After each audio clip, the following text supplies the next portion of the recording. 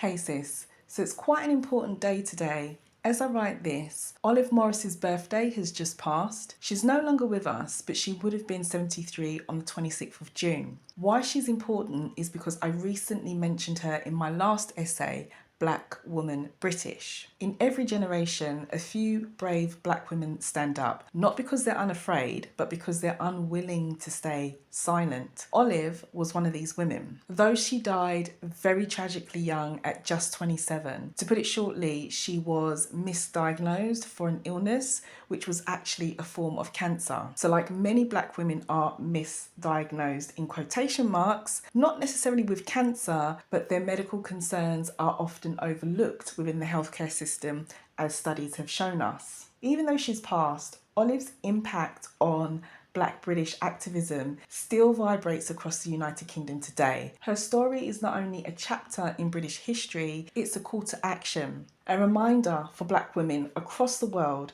to continue to advocate for what they're passionate about, or to take up advocacy in a very, very fearless way. For me, activism is about things such as abuse, femicide, women's rights, and decentering males' needs versus your own or my own, and doing all this through a lens of blackness. To black women globally, whether you're in Accra, Atlanta, Brixton, Brussels, Paris, wherever, this woman is for all of us to remember on her heavenly birthday. So the roots of a rebel spirit then. So Olive was born in 1952 in St. Catherine on the island of Jamaica. Like many Caribbean families, hers migrated to the UK in search of better opportunities, especially as around that time, the British government, as I mentioned in the last essay, was encouraging migration from British-ruled islands in the Caribbean, mainly for the UK's benefit, mind you, but the offer was there for a mutual exchange of skills and labour for, in quotation marks, a better life that they might have found in the UK.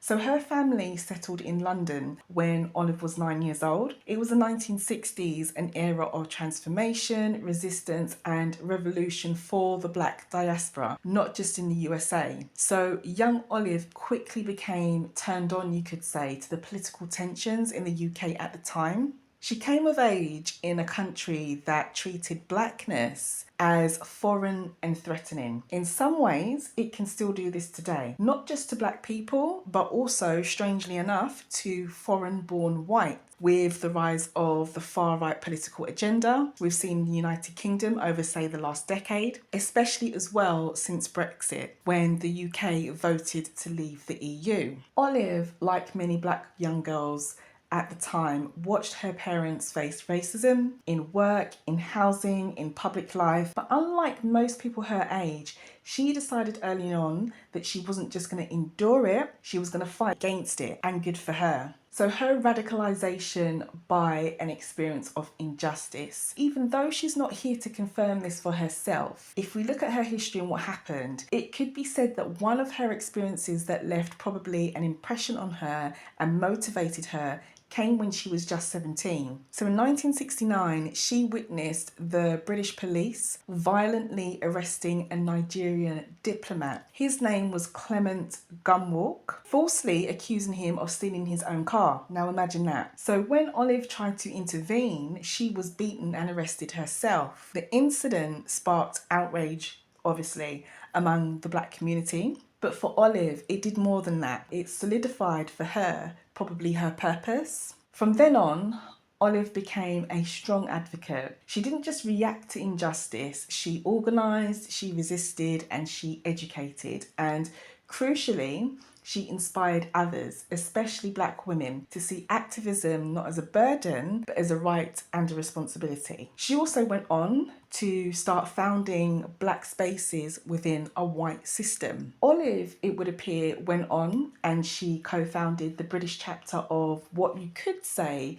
was a bit like the Black Panther movement that was happening across the water, which, just like its American counterpart, focused on self-defense and community empowerment and all the same stuff that the Americans were looking at, but through a British experience. Olive had a bigger vision. Or we could say her vision went further. She went on to build spaces where Black women could speak for themselves. She sounds really, really, really so much like my kind of woman when I learnt this about her. In the 1970s, she co-founded what was called the OWAAD, which is short form for the Organisation of Women of African and Asian Descent. This was one of the first groups in the UK focused on the intersection of race and gender. Many Black men dominated the activist space, which, you know, same thing stateside in the USA. And white feminists rarely addressed racism from Black women's point of view. So the same history Black women have had with having their rights and needs overlooked in the USA, we can also find in the UK at this point in time. Olive, however, carved out this space for Black women. We could call this a third space, one that focused on the experiences of Black women navigating both oppressions. A British equivalent, we could also call her, to the French Caribbean woman Paulette Nardel, who I've written about before, and if you're listening to this on YouTube, I'll try to put the clip in the corner where you can get hold of that video, or if you're reading the written version, it will be linked in the written version on Substack. Or we could also say that she was similar to her Black American counterpart, such as Angela Davis. The OWAAD held conferences, it published newsletters, and it supported grassroots struggles from immigration rights to police brutality, housing, and, you know, racism within education. If you're a Black woman in the UK or anywhere in the diaspora and you've at some point found strength in some kind of sister circle, a support group, a community meeting, or even simply by reading or listening to the work of writers such as myself, you are actually standing on the shoulders of Olive, Paulette and Angela, and many other noteworthy Black women.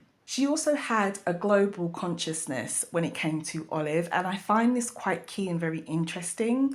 So though much of Olive's activism was rooted in Brixton, which is a location in South London, her vision was global. She understood that the struggles of Black people in Britain were not isolated. They were linked to colonialism and systemic oppression, no matter where Blacks were located. She studied in Manchester, which is one of the UK's major cities outside of London. She travelled to China and Algeria, connecting with international liberation movements and drawing strength, we could say, or even ideas or ways of working from other international struggles. This, to me here, as a side note, sounds a lot like what Angela Davis has done in the past when she was a lot younger. So if we look at how she presented herself, Olive, as an activist, it would appear that Olive believed in solidarity, especially among women of colour. Her idea or strategy was building bridges across borders. She may have seen herself not only as a Black British person,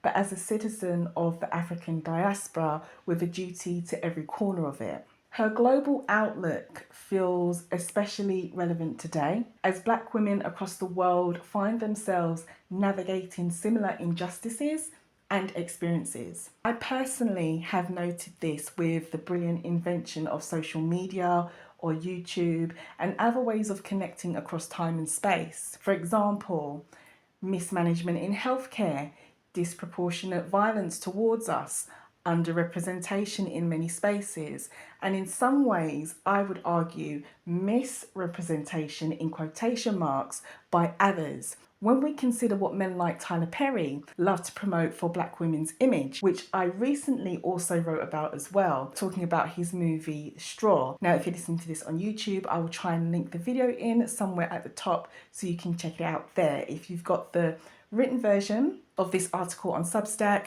the link will be in the description or it will be somewhere in the article. Finally, if we even consider how the Black manosphere love to somehow tell us what our natural nature is as women, when I don't recall anyone actually asking them. I mean, I certainly didn't. Did you? Or did any other Black woman? These are things that we all kind of face, which we can see across social media. Olive's life reminds us that our liberation as Black women is actually linked. What happens to a sister in Nairobi or London will affect a sister in Brooklyn or Toronto. What happens in Brixton, South London, could also echo itself in somewhere like, say, Barbados. It really doesn't matter. When it came to everyday struggles and extraordinary resistance, Olive's activism wasn't just in support of public protests. She fought battles in housing, education, and with the local government. Now, alongside other activists, she also squatted, which, for those of you who may not be familiar with this very English British term, it actually means to live illegally, you could say, in empty buildings in South London, and she did this to demand affordable housing for working class and black families. She also fought to ensure that black children received their fair treatment in British schools. Too often we see black students labelled as disruptive or unintelligent, or they certainly were a lot at the time. They're often placed into substandard educational directions or even situations. Now, it appeared that Olive saw through this systemic sabotage and she worked to change it, recognising that without an education for these children, there would be no true freedom or even a future.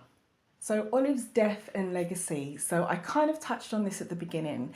In 1979, Olive sadly died of, I'm going to call it non-Hodgkin lymphoma. I hope I've pronounced that correctly. It was a form of cancer. And previously in London, there was a building named after her. It was used for local council administration office workers, and it was in a predominantly Black Caribbean area called Brixton. Sadly, there were plans to just demolish this building, and at the time of me writing this, I believe that this has happened. That said, Olive has been commemorated in art, literature, and education. But most importantly, she lives on in every black woman or woman of colour who dares to speak up, organise, and demand better for her people or even herself. Whenever I share these women on as part of the encyclopedia of black women, 4 notes on black women, I always find that there's something that we can learn from these women. And of course, with Olive, there are a few key things that we can take away. Olive's story shows us that you don't actually need to be famous or wealthy to make any kind of impact. Olive never held a public office, she never led a corporation, and she didn't even live long enough to see many of her dreams fulfilled. But what she did do was organise, resist, and uplift others, which helped to change the world around her, especially in London, where she was mainly based. So don't wait for permission, Olive didn't wait for institutions to change or systems to change. It appeared that she would change them either by force and her own will. Centre black women. She saw that no one else would prioritise us, so she built spaces that did. Think globally. Now, when we think about Olive, her solidarity crossed oceans. So with your Black British, Black Caribbean, Black American, Black African, Black European, Afro-Latina, whatever you want to call yourself, we are one. We're all, at the end of the day, black women. Lastly, one key thing that I felt that we could take away from this woman was that, to celebrate the everyday activist, you don't need to have a platform to start. Olive started, it appeared, on her street, and with her neighbours in her neighbourhood and among her own people.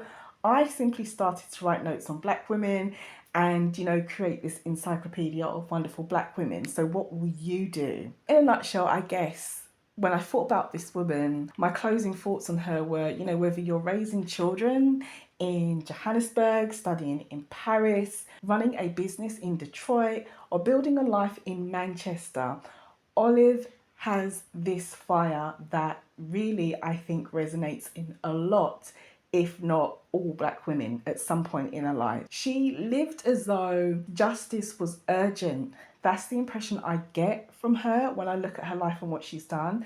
And rightly so, because it is. Olive doesn't just belong in Brixton, London, or the United Kingdom. She belongs to all of us. On the other hand, the flip side of this is obviously black women have this reputation of being very good advocates, very, very good advocates, often on behalf of other people. So I'd also say, it's also about striking the balance for us as well. There are times where we need to just rest and just let everybody else do the hard work. So that's it for today. Happy heavenly birthday to Olive Morris. Thank you for your time and listening in today. And I will catch you in the next one.